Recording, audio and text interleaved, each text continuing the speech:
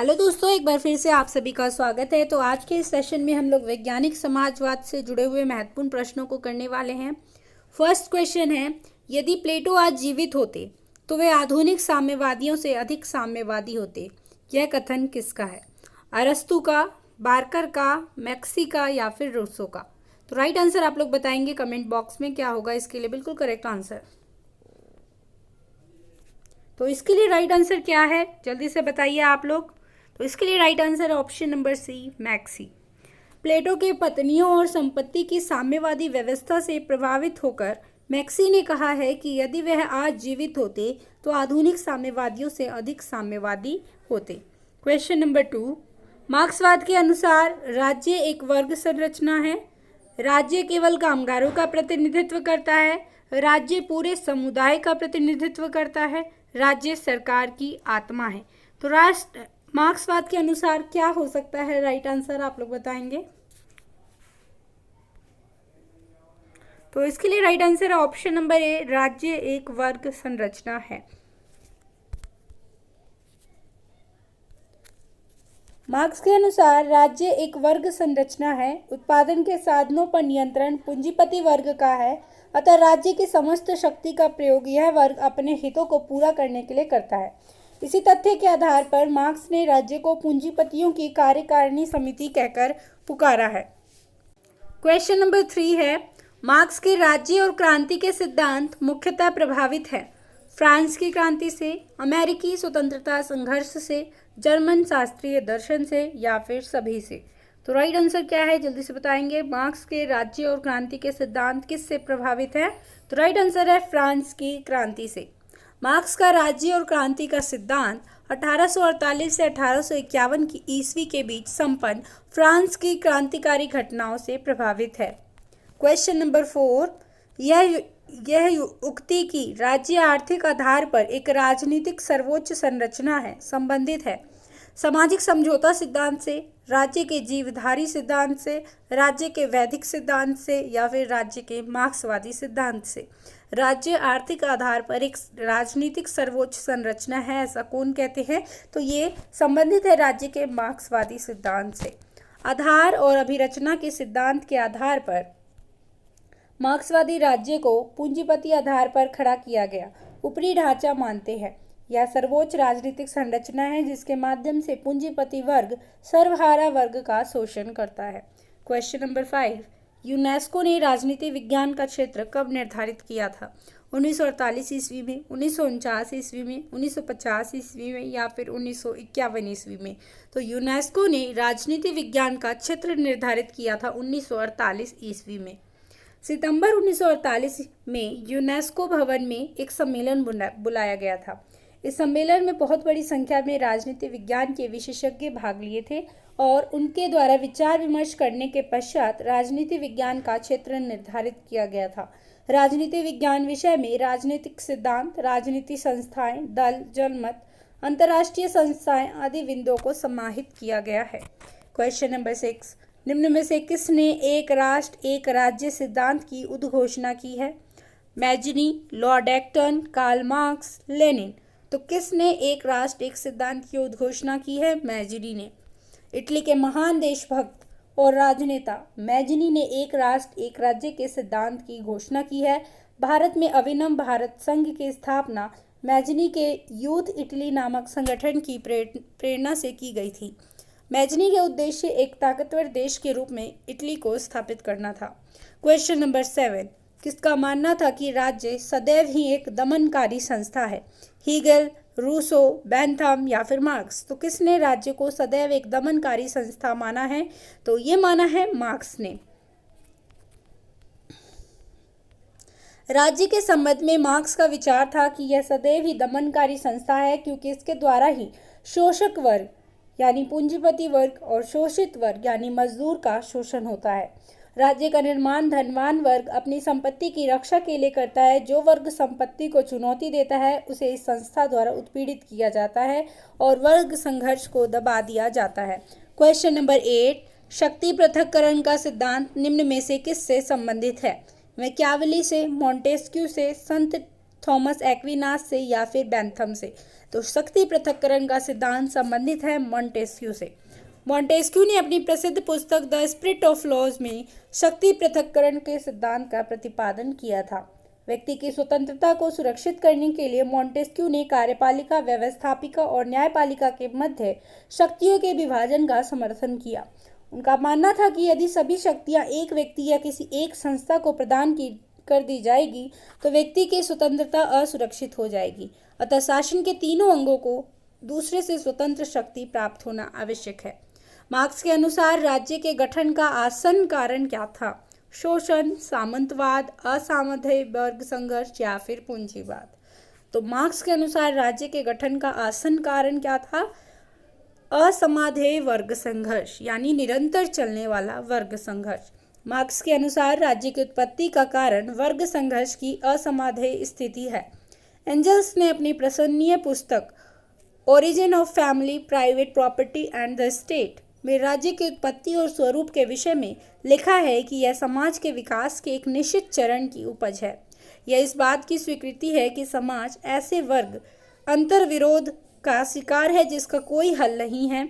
यह वर्ग संघर्ष समाज और वर्गों को भस्म न कर दे, इसलिए प्रकट रूप से राज्य की आवश्यकता हुई जो इस संघर्ष पर नियंत्रण कर सके और व्यवस्था के अंतर्गत सीमित रख सके। इस संदर्भ में लेनिन का भी यही निष्कर्ष है कि राज्य वर्ग संघर्षों की जिनमें कोई समझौता संभव नहीं है उपज और अभिव्यक्ति है। क्वेश्चन नंबर 10, राज्य का वर्ग सिद्धांत किसने प्रतिपादित किया है? मार्क्स ने, एंजल्स ने, लेनिन ने या इनमें से सभी ने? तो राज्य का वर्ग सिद्धांत प्रस्तुत किया है मार्क्स ने। क्वेश्चन नंबर 11, राज्य वर्गीय विरोधाभास की असमाधीनता का परिणाम एवं प्रकटीकरण है, यह किसका विचार है? मार्क्स का, लेनिन का, बकुनिन का या फिर स्टेलिन का? तो ये विचार है मार्क्स का। क्वेश्चन नंबर 12, निम्न में से किसने राज्य के वर्ग सिद्धांत का समर्थन किया है? मार्क्स ने, एंजल्स ने, लेनिन ने या फिर उपरोक्त सभी ने? तो राज्य के वर्ग सिद्धांत का समर्थन करते हैं ये सभी लोग, मार्क्स, एंजल्स, लेनिन और राज्य के वर्ग सिद्धांत का समर्थन मार्क्स, एंजल्स एवं लेनिन तीनों ने ही किया था। क्वेश्चन नंबर 13, राज्य शोषक वर्ग की कार्यकारिणी समिति है, यह विचार किससे संबंधित है? अराजकतावादियों से, मार्क्सवादियों से, फांसीवादियों से या फिर व्यक्तिवादियों से? तो राज्य शोषक वर्ग की कार्यकारिणी समिति है, यह संबंधित है मार्क्सवादियों से। मार्क्सवादियों ने राज्य को शोषक वर्ग की कार्यकारिणी समिति कहा है। अपनी इस समिति का उपयोग कर अल्पसंख्यक पूंजीपति वर्ग बहुसंख्यक सर्वहारा वर्ग का शोषण करता है। क्वेश्चन नंबर 14, निम्नलिखित में से मार्क्स के अनुसार कौन ऐतिहासिक परिवर्तन का प्रमुख कारक है? व्यक्ति, जनता, वर्ग या फिर दल? तो ऐतिहासिक परिवर्तन का प्रमुख कारण कौन है? वर्ग। मार्क्स के अनुसार वर्ग ऐतिहासिक परिवर्तन का प्रमुख कारक है। मार्क्स के अनुसार समाज का अब तक का इतिहास वर्ग संघर्षों का इतिहास रहा है। मार्क्स के अनुसार धनवान एवं निर्धन वर्गों के बीच संघर्ष आदिम काल से ही रहा है, जो तब तक जारी रहेगा जब तक स्वयं कामगार वर्ग समाज की बागडोर नहीं संभाल लेता। क्वेश्चन नंबर 15, निम्नलिखित कथन किसने कहे हैं? अब तक के समाज का इतिहास वर्ग संघर्ष का इतिहास है। प्लेटो ने कहा है, लॉक ने कहा है, लेनिन ने या फिर मार्क्स ने? तो ये कथन कहा है मार्क्स ने। अब तक का समाज का इतिहास वर्ग संघर्ष का इतिहास है। क्वेश्चन नंबर 16, कार्ल मार्क्स के अनुसार उसके पहले का सारा समाजवादी चिंतन क्या था? काल्पनिक, विकासवादी, क्रांतिकारी या फिर फेबियन?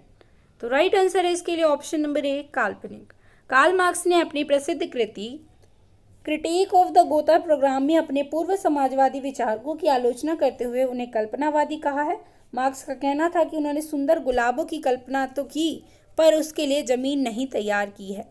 क्वेश्चन नंबर 17, मार्क्स किस देश का रहने वाला था? जापान का, जर्मनी का, फ्रांस का या फिर इटली का? तो मार्क्स किस देश का रहने वाला था? जर्मनी का। कार्ल मार्क्स का जन्म 5 मई 1818 को जर्मनी के राइन प्रांत के ट्रियर शहर में हुआ था। मार्क्स ने अपने जीवन का अधिकांश समय फ्रांस और ब्रिटेन में बिताया। मार्क्स ने काल्पनिक समाजवाद को वैज्ञानिक समाजवाद में रूपांतरित किया। मार्क्स की शिक्षा बॉन और बर्लिन विश्वविद्यालय में हुई, जहां वह GWF हेगल के चिंतन से बहुत प्रभावित हुए। बाद में उसने हेगल की द्वंद्वात्मक पद्धति को लेते हुए तथा फ्यूरबाख से भौतिकवाद को लेते हुए अपने द्वंद्वात्मक भौतिकवाद का निरूपण किया। तो इन्होंने द्वंद्वात्मक पद्धति ली हेगल से और भौतिकवाद लिया इन्होंने फ्यूरबाख से, और दोनों को मिलाकर द्वंद्वात्मक भौतिकवाद का इन्होंने निरूपण किया। क्वेश्चन नंबर 18, कार्ल मार्क्स का जन्म कहाँ हुआ था? इंग्लैंड में, फ्रांस में, जर्मनी में या फिर रूस में? तो राइट आंसर है option number C, Karl Marx का जन्म जर्मनी में हुआ था। क्वेश्चन नंबर 19, मार्क्स के अनुसार इतिहास उपज है भौतिक शक्तियों का, धार्मिक शक्तियों का, राजनीतिक शक्तियों का या फिर भौतिक, धार्मिक एवं राजनीतिक शक्तियों के सम्मिश्रण का? तो मार्क्स के अनुसार इतिहास उपज है भौतिक शक्तियों का। मार्क्स के अनुसार भौतिक शक्तियां इतिहास के स्वरूप को निर्धारित करती हैं। इतिहास का प्रत्येक चरण उत्पादन की भौतिक शक्तियों के स्वामित्व और उससे निर्मित संबंधों के पारस्परिक संघर्षों का लेखा जोखा है। क्वेश्चन नंबर 20, किन आधारों पर मार्क्स का द्वंद्वात्मक भौतिकवाद सामाजिक घटनाओं की व्याख्या और विश्लेषण करता है? भौतिक शक्तियां, सांप्रदायिक शक्तियां, राजनीतिक शक्तियां या फिर अंतर्राष्ट्रीय परिस्थितियां? तो राइट आंसर है ऑप्शन नंबर ए, भौतिक शक्तियां। मार्क्स ने हीगल का खंडन करते हुए कहा कि सामाजिक परिवर्तन का प्रमुख कारण पदार्थ है, ना कि चेतना। उत्पादन के साधन उत्पादन के संबंधों को निर्धारित करते हैं और उत्पादन के संबंधों द्वारा सामाजिक घटनाओं का निरूपण होता है। क्वेश्चन नंबर 21, इनमें से किस वर्ग के विचारकों ने वाद, प्रतिवाद और संवाद की द्वंद्वात्मक पद्धति का प्रयोग किया है? मार्क्स और मिल ने, मार्क्स और कांट ने, हेगल और मार्क्स ने या फिर हेगल और लास्की ने? तो राइट आंसर कमेंट बॉक्स में आप लोग लिखेंगे क्या होगा इसके लिए। तो वाद, प्रतिवाद और संवाद की द्वंद्वात्मक पद्धति का प्रयोग किन विचारकों ने किया है? राइट आंसर है ऑप्शन नंबर सी, हेगल और मार्क्स ने। हेगल और मार्क्स ने वाद, प्रतिवाद और संवाद, थीसिस, एंटीथीसिस और सिंथेसिस की द्वंद्वात्मक पद्धति का प्रयोग किया है। हेगल विश्व का अध्ययन सदैव विकासवादी दृष्टिकोण से करता है। इस विकासवादी क्रिया को हेगल ने द्वंद्वात्मक क्रिया, डायलेक्टिक प्रोसेस नाम दिया है। इस द्वंद्वाद शब्द की उत्पत्ति यूनानी भाषा के डायलोगों से हुई है, जिसका अर्थ है वाद विवाद करना, और जिसके फलस्वरूप संश्लेषण अर्थात संवाद की उत्पत्ति होती है, जो पहले के दोनों रूपों से भिन्न है। मार्क्स हेगल और द्वंद्ववाद से प्रभावित थे, परंतु उसने हेगल के आदर्शवाद की उपेक्षा की तथा द्वंद्वात्मक भौतिकवाद का प्रतिपादन किया। मार्क्स का भौतिक द्वंद्ववाद का सिद्धांत विकासवाद का सिद्धांत है, जिसके 3 अंग हैं: वाद, प्रतिवाद और संश्लेषण या संवाद। उदाहरण के लिए यदि गेहूं के दाने पर द्वंद्ववाद का अध्ययन करें तो गेहूं को जमीन में गाड़ देने से उसका स्वरूप नष्ट हो जाएगा और एक अंकुरन प्रकट होगा, और वह अंकुरन विकसित होकर पौधा बनेगा। उसमें गेहूं के अनेक दाने लगेंगे। यदि गेहूं का बीज वाद है तो पौधा प्रतिवाद, जो निरंतर बढ़ता रहता है, और पौधे से नए दाने का जन्म संश्लेषण है। क्वेश्चन नंबर 22, निम्नलिखित विचारों में से मार्क्स ने हीगल से कौन सा विचार लिया था? वर्ग संघर्ष का सिद्धांत, अतिरिक्त मूल्य का सिद्धांत, द्वंद्वात्मक पद्धति या इनमें से कोई नहीं? तो मार्क्स ने हीगल से कौन सा विचार लिया था? द्वंद्वात्मक पद्धति।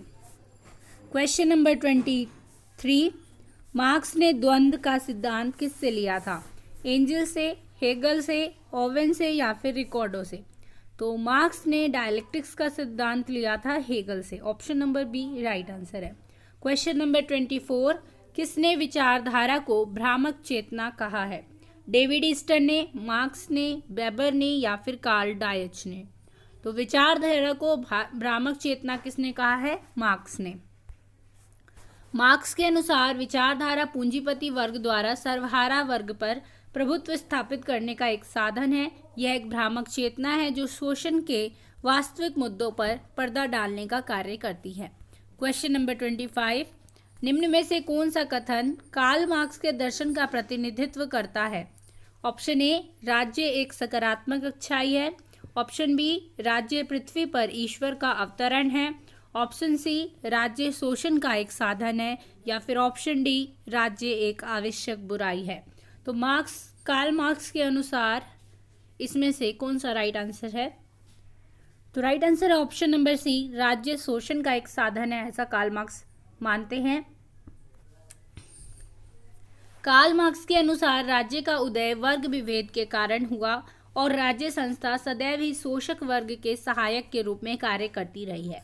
पूंजीवादी युग में राज्य संस्था पर पूंजीपति वर्ग का आधिपत्य है और पूंजीपति वर्ग राज्य संस्था की सहायता से श्रमिक वर्ग का शोषण करता है। मार्क्स के अनुसार राज्य केवल एक यंत्र है जिसकी सहायता से एक वर्ग दूसरे वर्ग का शोषण करता है।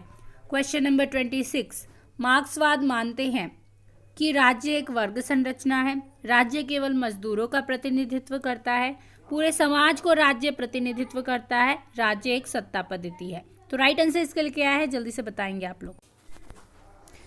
राइट आंसर है ऑप्शन नंबर ए, राज्य एक वर्ग संरचना है। मार्क्सवादी राज्य को एक वर्ग संरचना मानते हैं। राज्य के अस्तित्व का कारण था पूंजीवादी प्रणाली के खिलाफ विद्रोह को दबाना तथा शोषण को स्थायी बनाना। उत्पादन के साधनों का स्वामी राज्य की शक्ति का प्रयोग कर सर्वहारा की क्रांति की संभावनाओं को समाप्त करने का प्रयास करता है। क्वेश्चन नंबर 27, इतिहास की भौतिकवादी व्याख्या एवं वर्ग संघर्ष के सिद्धांत का निरूपण किसने किया है? इतिहास की भौतिकवादी व्याख्या एवं वर्ग संघर्ष के सिद्धांत का निरूपण इनमें से किसने किया है? दादा भाई नौरोजी ने, कार्ल मार्क्स ने, जे.एस. मिल ने या फिर हॉब्स ने?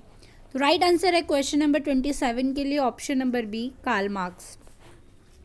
कार्ल मार्क्स ने अपनी प्रसिद्ध रचना दास कैपिटल और कम्युनिस्ट मैनिफेस्टो में इतिहास की भौतिकवादी व्याख्या एवं वर्ग संघर्ष के सिद्धांत का प्रतिपादन किया है। कम्युनिस्ट मैनिफेस्टो में वर्ग संघर्ष का सिद्धांत और दास कैपिटल में इतिहास की भौतिकवादी व्याख्या के सिद्धांत का प्रतिपादन कार्ल मार्क्स ने किया है। क्वेश्चन नंबर 28, इतिहास की भौतिकवादी व्याख्या के माध्यम से मार्क्स स्पष्ट करना चाहते हैं कि इतिहास की गति अपरिवर्तनीय है, समाज के नेताओं द्वारा इतिहास की गति निर्धारित होती है, मनुष्य की चेतना द्वारा इतिहास की गति निर्धारित होती है, या फिर उत्पादन की पद्धति इतिहास की गति निर्धारित करती है। तो इतिहास की भौतिकवादी व्याख्या के माध्यम से मार्क्स क्या स्पष्ट करना चाहते हैं? तो राइट आंसर है इसके लिए ऑप्शन नंबर डी, उत्पादन की पद्धति इतिहास की गति निर्धारित करती है। इतिहास की भौतिकवादी व्याख्या के माध्यम से मार्क्स ने इतिहास के प्रत्येक चरण को उत्पादन के साधनों के स्वामित्व के आधार पर व्याख्यायित किया है। आदिम साम्यवादी व्यवस्था, दास प्रथा व्यवस्था, सामंतवादी व्यवस्था, पूंजीवादी व्यवस्था और अंत में साम्यवादी व्यवस्था। क्वेश्चन नंबर 29, निम्नलिखित में से कौन एक मार्क्सवादी समाजवाद सिद्धांत का आधार है? परिवर्तन की मूल सच्चाई ईश्वर है, मनुष्य का विचार वास्तविक सच्चाई नहीं है, परिवर्तन की मूल सच्चाई पदार्थ है, प्रकृति परिवर्तन का मार्ग है। तो मार्क्सवादी समाजवाद सिद्धांत का आधार क्या है? तो राइट आंसर है ऑप्शन नंबर सी, परिवर्तन की मूल सच्चाई पदार्थ है। मार्क्सवादी समाजवाद में भौतिकवादी मान्यता को स्वीकार करते हुए परिवर्तन के मूल में पदार्थ की सत्यता को माना है। विकास की द्वंद्वात्मक पद्धति के अनुरूप पदार्थ अपनी विरोधी प्रतिवाद को उत्पन्न करता है। पदार्थवाद और प्रतिवाद का संश्लेषण संवाद के रूप में हो जाता है। पुनः संवाद भी अपने आंतरिक विरोध के चलते प्रतिवाद को जन्म देता है। इस प्रकार यह प्रक्रिया तब तक चलती रहती है जब तक कि पदार्थ अपने सर्वोच्च स्थान को ग्रहण न कर ले। क्वेश्चन नंबर 30, निम्नलिखित में से कौन मार्क्सवाद से संबंधित नहीं है? इतिहास की भौतिकवादी व्याख्या, वर्ग संघर्ष, अतिरिक्त मूल्य या फिर यद माध्यम? तो राइट आंसर है ऑप्शन नंबर डी, यद माध्यम। यद माध्यम यानी लेजर-फेयर की नीति का संबंध उदारवाद से है, जबकि अन्य सभी सिद्धांतों का संबंध मार्क्सवाद से है। मार्क्सवाद की आधारभूत मान्यताएं निम्नलिखित है: द्वंद्वात्मक भौतिकवाद, ऐतिहासिक भौतिकवाद, वर्ग संघर्ष का सिद्धांत, अतिरिक्त मूल्य का सिद्धांत, वर्ग चेतना की धारणा और क्रांति का सिद्धांत।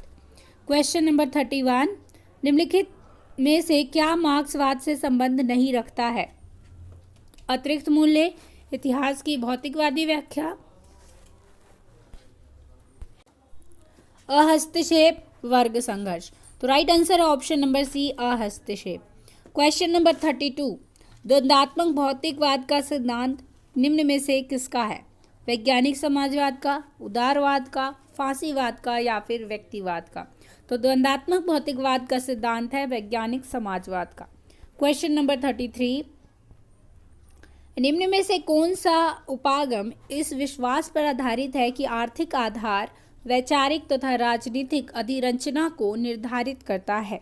ऐतिहासिक भौतिकवाद, संस्थावाद, व्यवहारवाद या फिर क्रीड़ा सिद्धांत?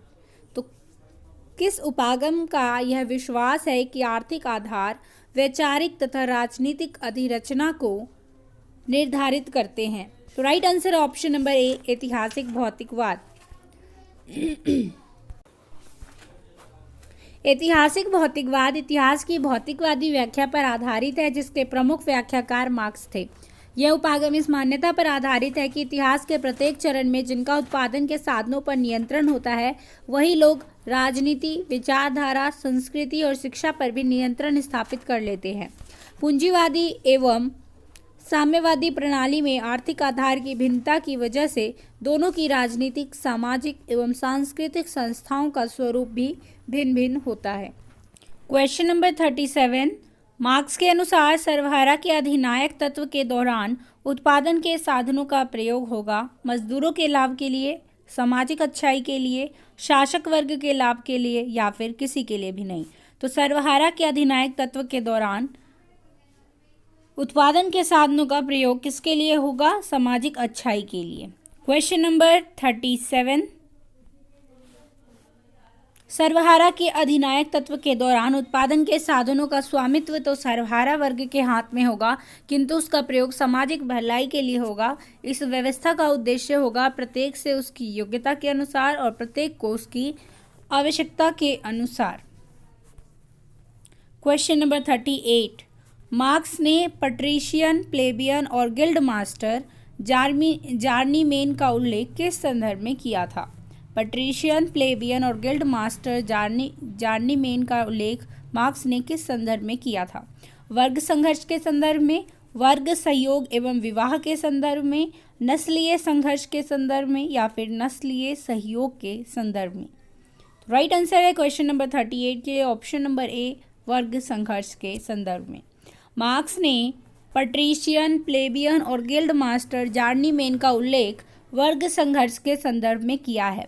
कार्ल मार्क्स एवं फ्रेडरिक एंगल्स द्वारा रचित पुस्तक कम्युनिस्ट मैनिफेस्टो 1848 के अनुसार सभी वर्तमान समाजों का इतिहास वर्ग संघर्ष का इतिहास है। यह वर्ग संघर्ष विभिन्न कालों में विभिन्न वर्गों जैसे फ्रीमैन और स्लेव, पट्रीशियन और प्लेबियन, लॉर्ड और सर्फ, गिल्ड मास्टर और जार्नीमेन के मध्य हुआ था। शोषक एवं शोषित के मध्य यह संघर्ष कभी दृश्य और कभी अदृश्य रूप में होता है जिसके परिणाम स्वरूप या तो समाज का पुनर्निर्माण होता है या दोनों ही वर्गों का विनाश होता है। क्वेश्चन नंबर 39, सतत क्रांति का सिद्धांत किसने दिया है? मार्क्स ने, लेनिन ने, माओ ने, हो ची मिन्ह ने? तो सतत क्रांति का सिद्धांत किसने दिया है इनमें से? ऑप्शन नंबर सी, माओ। सतत क्रांति या निरंतर क्रांति का सिद्धांत माओ ने दिया है। माओ के अनुसार क्रांति कोई अंतिम समाधान नहीं है बल्कि वह केवल अभिष्ट दिशा में प्रगति का एक चरण है। आर्थिक मोर्चे पर समाजवादी क्रांति हो जाने के बाद समाजवादी व्यवस्था अपने आप में सुदृढ़ नहीं हो जाएगी।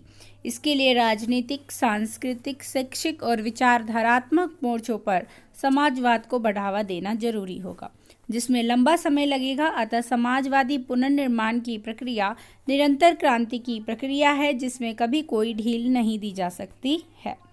क्वेश्चन नंबर 40, माओ के अनुसार मार्क्सवादी क्रांति में कृषकों की भूमिका प्रतिक्रियात्मक होगी, शून्य होगी, महत्वपूर्ण होगी, महत्वहीन होगी? तो मार्क्सवादी क्रांति में कृषकों की भूमिका क्या होगी? महत्वपूर्ण होगी। माओ के अनुसार मार्क्सवादी क्रांति में कृषकों की महत्वपूर्ण भूमिका होगी।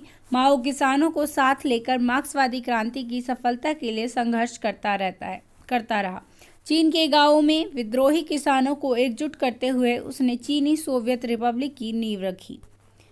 क्वेश्चन नंबर 41, लोक युद्ध यानी पीपल्स वॉर की संकल्पना विकसित करने का श्रेय जाता है लेनिन को, रूसो को, ग्रामसी को या फिर माओ से तुंग को। तो पीपल्स वॉर के कंसेप्ट को किसने विकसित किया है? माओ से तुंग ने। लोक युद्ध का सिद्धांत माओ से तुंग की अपनी विशिष्ट एवं मौलिक संकल्पना है। इसके अंतर्गत माओ ने सेना व हथियारों की तुलना में जनता को अधिक महत्व प्रदान किया है। माओ के अनुसार युद्ध में हथियारों का अपना महत्व है, पर वे निर्णायक तत्व नहीं है। निर्णय मनुष्य द्वारा किया जाना है, जड़ वस्तुओं के द्वारा नहीं। लोक युद्ध को सफल बनाने के लिए वह गुरिल्ला युद्ध या छापामार युद्ध पर अत्यधिक बल देते हैं। क्वेश्चन नंबर 42, निम्न में से कौन सांस्कृतिक क्रांति के लिए जाना जाता है? लेनिन, माओ, स्टालिन या फिर गोर्बाचेव? तो सांस्कृतिक क्रांति के लिए कौन जाने जाते हैं? माओ। चीन में सर्वहारा क्रांति को स्थायी बनाने के लिए सांस्कृतिक क्रांति लाने का श्रेय माओ को जाता है। इस क्रांति का उद्देश्य माओवादी विचारधारा को चीनी समाज में स्थापित करना तथा प्रतिक्रियात्मक विचारों का दमन करना था। क्वेश्चन नंबर 43, मार्क्स ने साम्यवाद को अस्त व्यस्त स्थिति में पाया और उसे एक आंदोलन बना दिया। उसके द्वारा उसे एक दर्शन और दिशा मिली। यह कथन किसका है? मैक्सी का, हंट का, लेनिन का या फिर लास्की का? तो ये कथन किसका है? लास्की का। मार्क्स ने पूर्व में प्रचलित बिखरे हुए विचारों को एकत्रित करके तर्कबद्धता उत्पन्न की। उसने न केवल एक प्रणाली के रूप में संगठित किया, बल्कि उसे एक आक्रामक सिद्धांत बना दिया। उसके द्वारा साम्यवाद एवं एक अंतर्राष्ट्रीय आंदोलन बन गया। इसी संदर्भ में लास्की ने कहा कि मार्क्स ने साम्यवाद को अस्त-व्यस्त स्थिति में पाया और उसे एक आंदोलन बना दिया। क्वेश्चन नंबर 44, श्रमिकों की तानाशाही के सिद्धांत को किसने सुपरिष्कृत किया? कार्ल मार्क्स ने दास कैपिटल में, कार्ल मार्क्स एवं एंजल्स ने कम्युनिस्ट मैनिफेस्टो में, एंजल्स ने origin of family, private property and state में, लेनिन ने स्टेट एंड रेवोल्यूशन में। तो राइट आंसर क्या है? श्रमिकों की तानाशाही के सिद्धांत को लेनिन ने स्टेट एंड रेवोल्यूशन में परिष्कृत किया। लेनिन ने वर्ष 1917 में लिखी अपनी पुस्तक राज्य और क्रांति स्टेट एंड रेवोल्यूशन में श्रमिक की तानाशाही को स्पष्ट करने का प्रयास किया, लेकिन 1918 में लिखी अपनी पुस्तक प्रोलेटेरिएट रेवोल्यूशन एंड रेनिगेट कोत्स्की में उन्होंने सर्वहारा अधिनायकवाद या श्रमिक वर्ग की तानाशाही संबंधित विस्तृत विवेचना की है। क्वेश्चन नंबर 45, सर्वहारा वर्ग का अधिनायक तत्व की अवधारणा का प्रतिपादन किया गया है कार्ल मार्क्स द्वारा दास कैपिटल में, लेनिन द्वारा स्टेट एंड रेवोल्यूशन में, मार्क्स तथा लेनिन द्वारा कम्युनिस्ट मैनिफेस्टो में, उपरोक्त में से किसी के द्वारा नहीं। तो राइट आंसर है ऑप्शन नंबर बी, लेनिन द्वारा स्टेट एंड रेवोल्यूशन में। क्वेश्चन नंबर 46, लेनिन के अनुसार साम्राज्यवाद पूंजीवाद की निम्नतम अवस्था है, पूंजीवाद का संकुचन है, पूंजीवाद की उच्चतम अवस्था है या फिर पूंजीवाद का समाजवाद में विलय है? तो लेनिन के अनुसार साम्राज्यवाद क्या है? पूंजीवाद की उच्चतम अवस्था। लेनिन के अनुसार साम्राज्यवाद पूंजीवाद की उच्चतम अवस्था है। लेनिन ने इस अवस्था का विश्लेषण अपनी प्रसिद्ध कृति imperialism the highest stage of capitalism, साम्राज्यवाद पूंजीवाद की उच्चतम अवस्था में किया है। लेनिन साम्राज्यवाद को पूंजीवाद की अभिव्यक्ति मानते हैं। लेनिन ने वर्ष 1902 में what is to be in, अब हमें क्या करना है, what is to be done की रचना की, जिसमें अपने सैद्धांतिक विचारों का उन्होंने उल्लेख किया। क्वेश्चन नंबर 47, साम्राज्यवाद पूंजी का अंतिम चरण है, यह कथन किसका है? मुसोलिनी का, हिटलर का, लेनिन का या फिर स्टालिन का? तो साम्राज्यवाद पूंजीवाद का अंतिम चरण है, ऐसा कहते हैं लेनिन। क्वेश्चन नंबर 48, राज्यहीन वर्गहीन समाज पर किस विचारक का विश्वास था? प्लेटो, अरस्तु, मार्क्स या फिर जॉन लॉक? राज्यहीन वर्गहीन समाज पर मार्क्स का विश्वास था। राज्यहीन वर्गहीन समाज पर मार्क्स का विश्वास था। मार्क्स ने द्वंद्वात्मक पद्धति के माध्यम से समाजवाद को वैज्ञानिक आधार प्रदान किया, संपूर्ण इतिहास को वर्गहीन समाज की स्थापना की और अग्रसर होते हुए दिखाया। मार्क्स राष्ट्रवाद का विरोधी था। मार्क्स के सर्वाधिक प्रसिद्ध ग्रंथ क्या है? दास कैपिटल और कम्युनिस्ट मैनिफेस्टो। दास कैपिटल को श्रमिकों का धार्मिक ग्रंथ Bible of the working class किसे कहा जाता है? दास कैपिटल को। तथा धनिकों का दिमाग ठंडा करने वाला नुस्खा कहा जाता है। दास कैपिटल पुस्तक को क्या क्या कहा जाता है? श्रमिकों का धार्मिक ग्रंथ और धनिकों का दिमाग ठंडा करने वाला नुस्खा। क्वेश्चन नंबर 49, जनतंत्रीय समाजवाद और मार्क्सवादी समाजवाद एक दूसरे से इस आधार पर भिन्न है कि वे जोर देते हैं सामाजिक समानता पर, आर्थिक समानता पर, राजनीतिक समानता पर या फिर व्यक्ति स्वतंत्रता पर। तो जनतंत्रीय समाजवाद और मार्क्सवादी समाजवाद एक दूसरे से भिन्न है कैसे? जनतंत्रीय समाजवाद राजनीतिक समानता पर अधिक जोर देता है, जबकि मार्क्सवादी समाजवाद आर्थिक समानता पर अधिक जोर देता है। इसीलिए किसी भी विकल्प का चयन नहीं किया जा सकता है। क्वेश्चन नंबर 50, निम्न विचारकों का कौन सा युग्म वैज्ञानिक समाजवाद के संस्थापकों में से माना जाता है? चार्ल्स फूरियर तथा सेंट साइमन, सिडनी बेव तथा बीट्रिस बेव, मार्क्स तथा एंजल्स, आर.एच. टॉनी तथा विलियम एवनस्टीन। तो कौन से विचारकों का युग्म वैज्ञानिक समाजवाद के संस्थापक माने जाते हैं? तो राइट आंसर है ऑप्शन नंबर सी, मार्क्स तथा एंजल्स। कार्ल मार्क्स एवं एंजल्स को वैज्ञानिक समाजवाद अथवा साम्यवाद का संस्थापक माना जाता है। इसके अतिरिक्त Charles Fourier, Saint Simon, Thomas More, Robert Owen आदि काल्पनिक समाजवाद के संस्थापक कहे जाते हैं। समाजवाद शब्द का सर्वप्रथम प्रयोग रॉबर्ट ओवन ने किया था। क्वेश्चन नंबर 51, इनमें से कौन वैज्ञानिक समाजवाद का प्रतिपादक है? JS. Mill, Karl marks, Laski या फिर इनमें से कोई नहीं? तो राइट आंसर है कार्ल मार्क्स। कार्ल मार्क्स को वैज्ञानिक समाजवाद का जनक कहा जाता है। क्वेश्चन नंबर 52, मार्क्स सिद्धांत इसका समर्थन करता है? पूंजीवाद का, साम्यवाद का, सामंतवाद का या फिर सांप्रदायिकता का? तो मार्क्स का सिद्धांत किसका समर्थन करता है? साम्यवाद का। क्वेश्चन नंबर 53, वैज्ञानिक समाजवाद का जनक था? Spencer, J S. Mill, Karl Marx, Luther? तो राइट आंसर है option number C, Karl Marx. Question number 54, हरेक से अपनी क्षमता के अनुसार, हरेक को अपनी आवश्यकता के अनुसार, यह सूत्र किस व्यवस्था का है?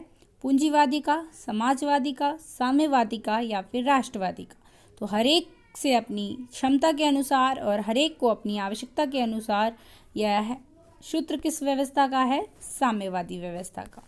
लेनिन ने अपनी प्रसिद्ध कृति स्टेट एंड रेवोल्यूशन के अंतर्गत समाजवादी और साम्यवादी व्यवस्थाओं में अंतर करते हुए लिखा, समाजवादी दौर में व्यक्तियों के अधिकार इस सूत्र से निर्धारित किए जाते थे कि प्रत्येक से अपनी क्षमता के अनुसार, प्रत्येक को अपने कार्य के अनुसार। ये समाजवादी है। जबकि साम्यवाद के उन्नत दौर के अंतर्गत जब उत्पादन की शक्तियां पूर्णतः विकसित हो जाती हैं, व्यक्तियों के अधिकार इस सूत्र से निर्धारित किए जाते हैं, प्रत्येक से अपनी क्षमता के अनुसार, प्रत्येक को अपनी आवश्यकता के अनुसार। साम्यवाद के दौर में सभी लोग कामगार होते हैं, इसलिए समाज वर्गहीन हो जाता है। साम्यवाद के युग में उत्पादन की नीतियां संपूर्ण समाज की आवश्यकताओं को ध्यान में रखकर बनाई जाती हैं, किसी भी वर्ग के निजी लाभ के लिए नहीं बनाई जाती। साम्यवाद के दौर में सब कामगारों की सारी आवश्यकताएं पूरी करना संभव हो जाता है और प्रतिस्पर्धा की भावना बिल्कुल समाप्त हो जाती है। क्वेश्चन नंबर 55, राज्य के लुप्त हो जाने का विचार संबंधित है उदारवाद से, समाजवाद से, साम्यवाद से या फिर श्रेणी समाजवाद से? तो राज्य के लुप्त हो जाने का विचार संबंधित है साम्यवाद से।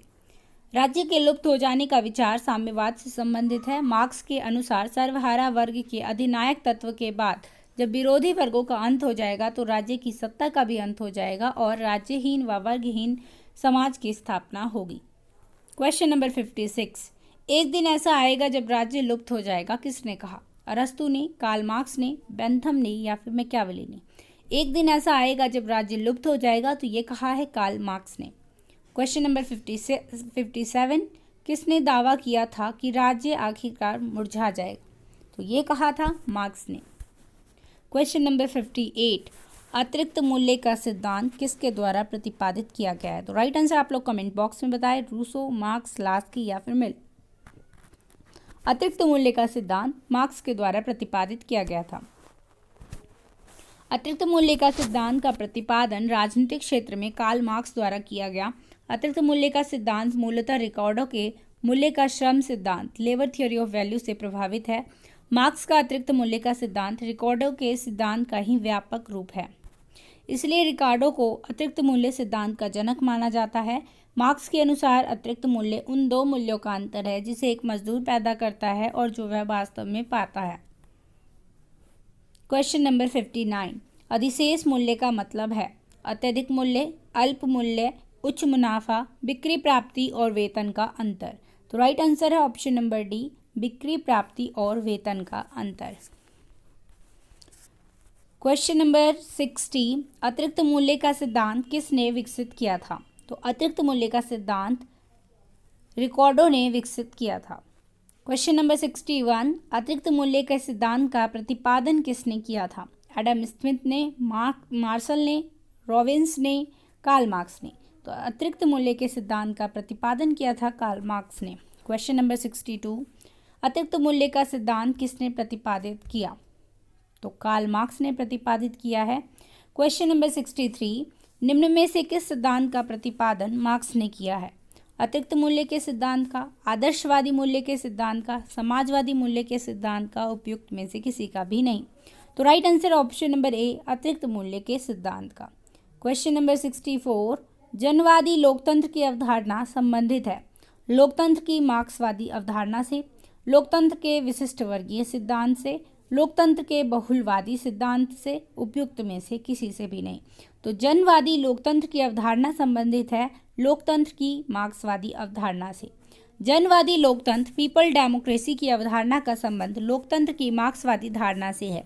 जनवादी लोकतंत्र की अवधारणा को विकसित करने का श्रेय चीन के साम्यवादी नेता माओ त्से तुंग को जाता है, जिन्होंने मार्क्सवाद को एशिया की परिस्थितियों के अनुरूप ढाला। जनवादी लोकतंत्र में सरकार के अंग के रूप में कुछ बुर्जुआ, पेटी बुर्जुआ, किसान और सर्वहारा वर्ग रहते हैं। क्वेश्चन नंबर 65, निम्नलिखित में से तीन ऐसे हैं जो एक दूसरे से मिलते हैं, वह चौथा कौन सा है जो इन तीनों से अलग है? उदारवाद, बहुलवाद, समाजवाद या फिर व्यक्तिवाद। तो इनमें से अलग कौन सा है? ऑप्शन नंबर डी, समाजवाद। समाजवाद मूलतः अपने प्रारंभिक समय में काल्पनिक था, लेकिन बाद में मार्क्स एवं एंजल्स ने इसको वैज्ञानिक समाजवाद में रूपांतरित कर दिया। वैज्ञानिक समाजवाद उदारवाद के प्रतिक्रिया स्वरूप उत्पन्न हुआ। उदारवाद, व्यक्तिवाद और बहुलवाद तीनों एक ही धारा के विविध रूप हैं। उदारवाद के ही भीतर से आगे चलकर विकासवादी समाजवाद की धारा निकली, जिसमें बर्नस्टीन जैसे संशोधनवादियों का योगदान रहा।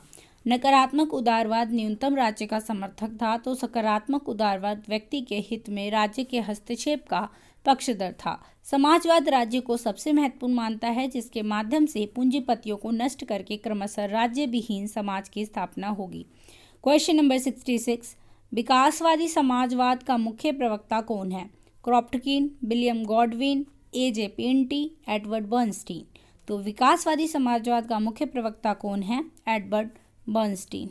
क्वेश्चन नंबर 67, समाजवाद शब्द का प्रथम बार उपयोग करने वाला था? Robert Owen, Marx, Engels, Saint Simon. तो समाजवाद शब्द का सर्वप्रथम प्रयोग किया था रॉबर्ट ओवन ने। समाजवाद शब्द का सर्वप्रथम प्रयोग रॉबर्ट ओवन ने किया था, जो एक ब्रिटिश उद्योगपति, मानव प्रेमी एवं सहकारिता आंदोलन का अग्रदूत था। रॉबर्ट ओवन द्वारा लिखित पुस्तकें a new view of society, essays on the formation of character, social system, the book of the new moral world and the future of the human race है। क्वेश्चन नंबर 68, समाजवाद शब्द का प्रथम बार प्रयोग करने वाला कौन था? तो समाजवाद शब्द का प्रथम बार प्रयोग किया था रॉबर्ट ओवन ने। क्वेश्चन नंबर 69, अगेन वही है, समाजवाद शब्द का प्रयोग सर्वप्रथम किसने किया? रॉबर्ट ओवन ने। क्वेश्चन नंबर 70, आंग्ल भाषा जगत में राजनीतिक सिद्धांत मर चुका है, साम्यवादी देशों में वह बंदी है और अन्यत्र मर रहा है। यह कथन किसका है? अल्फ्रेड कॉबन का, डेविड ईस्टन का, C.L. बेपर का या फिर रॉबर्ट डाहल का। तो यह कथन किसका है? रॉबर्ट डाहल का। किसी भी विषय को समग्र रूप से समझने के लिए एक सामान्य सिद्धांत की आवश्यकता होती है। राजनीति विज्ञान को समग्र रूप में समझने तथा इसका भविष्य में विकास एक आधुनिक राजनीतिक सिद्धांत के निर्माण पर निर्भर करता है, परंतु वर्तमान स्थिति में राजनीतिक सिद्धांत की स्थिति बड़ी शोचनीय है। इसी संदर्भ में रॉबर्ट डाहल ने कहा है कि आंग्ल भाषी जगत में राजनीतिक सिद्धांत मर चुका है, साम्यवादी देशों में वह बंदी है और अन्य जगहों पर वह मर रहा है। डेविड ईस्टन तथा अल्फ्रेड कोबन भी राजनीतिक सिद्धांत के पतन से दुखी हैं। क्वेश्चन नंबर 71, मार्क्सवादी केवल वही है जो वर्ग संघर्ष की मान्यता को मजदूर वर्ग की तानाशाही की मान्यता तक ले जाता है। यह कथन किसने कहा था? लेनिन ने, स्टालिन ने, ट्रोत्स्की ने या फिर बर्नस्टीन ने? मार्क्सवादी केवल वही है जो वर्ग संघर्ष की मान्यता को मजदूर वर्ग की तानाशाही की मान्यता तक ले जाता है, ये कहा था लेनिन ने। मार्क्स और एंगल्स की मृत्यु के बाद लेनिन ने मजदूर आंदोलन के भीतर सभी विजातीय विचारों के विरुद्ध संघर्ष करते हुए सर्वहारा अधिनायक तत्व की सर्वोच्चता पर लगातार बल दिया। इन्होंने अपनी पुस्तक राज्य और क्रांति में लिखा है कि केवल वही मार्क्सवादी कहला सकता है जो वर्ग संघर्ष की स्वीकृति को सर्वहारा के अधिनायक तत्व की स्वीकृति तक ले जाता है। क्वेश्चन नंबर 72, लेनिन का मार्क्सवाद मार्क्स के सिद्धांतों की दृढ़ता में कट्टरतम स्वीकृति होने के साथ परिस्थितियों के अनुसार इन सिद्धांतों की स्वतंत्रतम बदलती हुई व्यवस्था है। यह कथन किसका है? प्रोफेसर लास्की का, जॉर्ज एच सेबाइन का, कोकर का या फिर कैटलिन का? तो ये कथन है जॉर्ज एच सेबाइन का। जॉर्ज एच सेबाइन ने अपनी पुस्तक the history of political theory 1973 में लिखा है कि लेनिन का मार्क्सवाद मार्क्स के सिद्धांतों की दृढ़तम एवं कट्टरतम स्वीकृत होने के साथ परिस्थितियों के अनुसार इन सिद्धांतों की स्वतंत्रतम बदलती हुई व्यवस्था है। क्वेश्चन नंबर 73, कार्ल मार्क्स ने किस विचार का प्रतिपादन नहीं किया है? हीगल का दर्शन सिर के बल खड़ा था, मैंने उसे पैरों के बल खड़ा कर दिया। ऑप्शन बी, आज तक दार्शनिकों ने दुनिया की व्याख्या की है, अब उसे बदलने का समय आ गया है। ऑप्शन सी, साम्राज्यवाद पूंजीवाद का उच्चतम चरण है।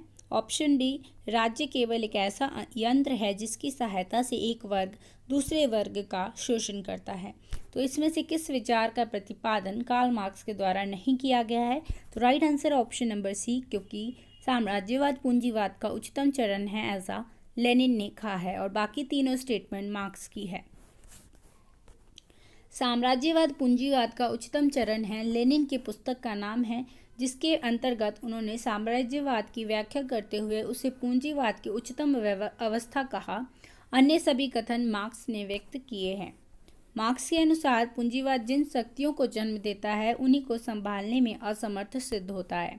मार्क्स ने कम्युनिस्ट मैनिफेस्टो में लिखा है कि समाज का अब तक का इतिहास वर्ग संघर्षों का इतिहास है।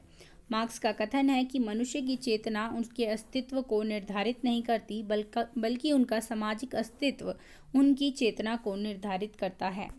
मार्क्स के अनुसार विचारधारा मिथ्या चेतना है, मिथ्या चेतना की अभिव्यक्ति है। मार्क्स ने धर्म को जनता की अफीम, ओपियम ऑफ द मासेस कहा है। मार्क्स ने राष्ट्रवाद को अस्वीकार करते हुए कहा कि मजदूरों का कोई देश नहीं होता। मार्क्स ने विश्व के मजदूरों एक हो जाओ का नारा दिया। मार्क्स के अनुसार बल एक नवीन समाज को जन्म देने वाले प्रत्येक पुराने समाज की दाई है। क्वेश्चन नंबर 74, नए समाज रूपी शिशु को गर्भ में धारण करने वाली हर पुरानी व्यवस्था के लिए शक्ति एक दाई है। यह कथन किसका है? जोड का, कार्ल मार्क्स का, लास्की का या फिर हंट का? तो ये कथन किसका है कि नए समाज रूपी शिशु को गर्भ में धारण करने वाली हर पुरानी व्यवस्था के लिए शक्ति एक दाई है? तो ये कथन है कार्ल मार्क्स का। क्वेश्चन नंबर 75, निम्न में से किसने धर्म को लोगों के लिए अफीम कहा है? हीगल ने, मार्क्स ने, ग्रीन ने या फिर मिल ने? तो ये कहा है मार्क्स ने। क्वेश्चन नंबर 76, शक्ति बंदूक की नली से निकलती है, यह कथन किसका है? तिलक का, लेनिन का, भगत सिंह का या फिर माओ त्से तुंग का? तो शक्ति बंदूक की नली से निकलती है, ये कहा है माओ त्से तुंग ने। माओ त्से तुंग को मार्क्सवाद को यूरोपीय से एशियाई रूप देने के लिए जाना जाता है। माओ ने लंबी छलांग 1958 से 60, सैकड़ों फूलों का अभियान 1957 और महान सर्वहारा सांस्कृतिक क्रांति 1966 टू 67 जैसे क्रांतिकारी प्रयोग किए हैं। माओ की प्रमुख रचनाएं हैं on contradiction, new democracy, on coalition government, people's democratic dictatorship हैं। माओ द्वारा दिए गए सिद्धांतों में प्रमुख कौन कौन से सिद्धांत हैं?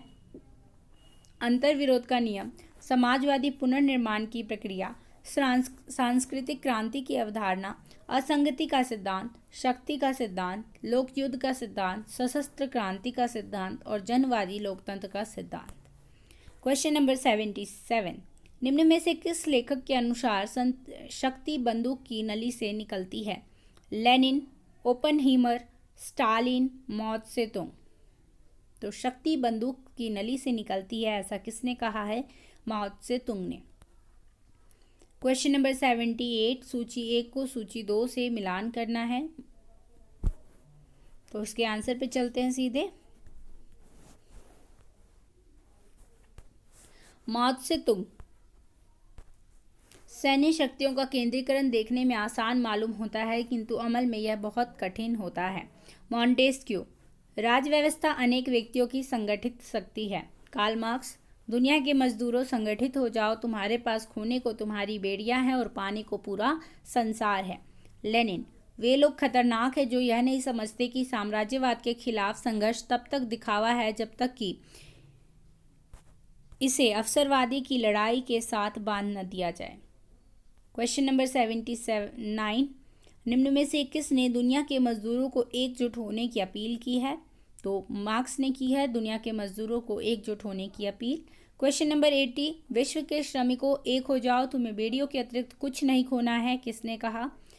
कार्ल मार्क्स ने कहा है, अंबेडकर ने कहा है, कौटिल्य ने या फिर मैकियावेली ने। तो राइट आंसर आप लोग बताएंगे लाइव चैट में या फिर कमेंट बॉक्स में। तो राइट आंसर है कार्ल मार्क्स। क्वेश्चन नंबर 81, किसने कहा था कि हस्तचालित मशीन से निर्मित वस्तुओं से सामंतवादी समाज और वाष्पचालित मशीन से निर्मित वस्तुओं से पूंजीवादी समाज निर्मित होता है? जॉन डब्ल्यू बर्टन ने, मार्क्स ने, प्लेटो ने या फिर लेनिन ने। तो ये कथन किसके हैं कि हस्तचालित मशीन से निर्मित वस्तुओं से सामंतवादी समाज और वाष्पचालित मशीन से निर्मित वस्तुओं से पूंजीवादी समाज निर्मित होता है? तो ये कथन है मार्क्स का। मार्क्स इतिहास की आर्थिक व्याख्या में उत्पादन प्रणाली को निर्णायक बताते हुए कहते हैं कि हस्तचालित मशीन से निर्मित वस्तुओं से सामंतवादी समाज और वाष्पचालित मशीन से निर्मित वस्तुओं से पूंजीवादी समाज निर्मित होता है। मार्क्स के इतिहास की आर्थिक व्याख्या को ऐतिहासिक भौतिकवाद या इतिहास की भौतिकवादी व्याख्या भी कहा जाता है। यह द्वंद्वात्मक भौतिकवाद का पूरक सिद्धांत है। इसके अनुसार किसी राष्ट्र या समाज के विकास की प्रक्रिया में आर्थिक तत्व अर्थात वस्तुओं का उत्पादन, विनिमय और वितरण प्रणाली की भूमिका सबसे प्रधान होती है। क्वेश्चन नंबर 82, निम्न में से किस चिंतक ने विशिष्ट वर्गीय सिद्धांत और मार्क्सवाद का सम्मिलन करने का प्रयास किया? Robert micelle, James Barham, Wilfred Pareto, कोई नहीं। तो इसमें से किस चिंतक ने विशिष्ट वर्गीय सिद्धांत और मार्क्सवाद का सम्मिलन करने का प्रयास किया? तो right answer option number B, James Burnham. James Burnham अमेरिकी दार्शनिक और राजनीतिक सिद्धांतवादी थे। 1930 के दशक में बरहम एक प्रमुख ट्रॉट्स्को कार्यकर्ता थे। बाद के वर्षों में मार्क्सवाद उन्होंने छोड़ दिया। अपनी प्रसिद्ध कृति मैनेजेरियल रेवोल्यूशन में विशिष्ट वर्गीय सिद्धांत और मार्क्सवाद के विचारों को सम्मिलित करने का उन्होंने प्रयास किया। क्वेश्चन नंबर 83, कम्युनिस्ट मैनिफेस्टो लिखा गया है एंजल्स द्वारा, प्रोधा द्वारा, लेनिन द्वारा, कार्ल मार्क्स द्वारा। तो राइट आंसर इसके लिए क्या होगा? इनमें से कोई सा भी नहीं, क्योंकि ये एंजल्स और मार्क्स ने मिलकर लिखी थी। तो राइट आंसर हम नहीं बता सकते हैं, कोई भी ऑप्शन इसमें से यानी सही नहीं होगा, क्योंकि दोनों ने ही लिखी थी। कम्युनिस्ट मैनिफेस्टो मार्क्स एवं एंजल्स की संयुक्त रचना है, जिसे वर्ष 1848 में प्रकाशित किया गया। इसमें इन्होंने लिखा कि अब तक की सभी समाजों का इतिहास वर्ग संघर्ष का इतिहास रहा है। इसी पुस्तक में मार्क्स ने सर्वहारा क्रांति की भविष्यवाणी की। इसी में मार्क्स ने कहा कि दुनिया के मजदूरों एक हो जाओ, अपनी बेड़ियों और दास्ता के सिवाय तुम्हारे पास खोने के लिए कुछ भी नहीं है। मार्क्स की अन्य रचनाएं कौन कौन सी है? The poverty of philosophy, the critique of political economy, value price and profit, Das Kapital, civil war in France, Gotha programme, class struggle in France. Question number 84, निम्नलिखित में से कौन सी पुस्तक कार्ल मार्क्स द्वारा नहीं लिखी गई है? Das Kapital, Communist Manifesto, grammar of politics, value price and profit. Right answer option number B, grammar of politics. Question number 85, Das Kapital इनमें से किस विचारक का ग्रंथ है?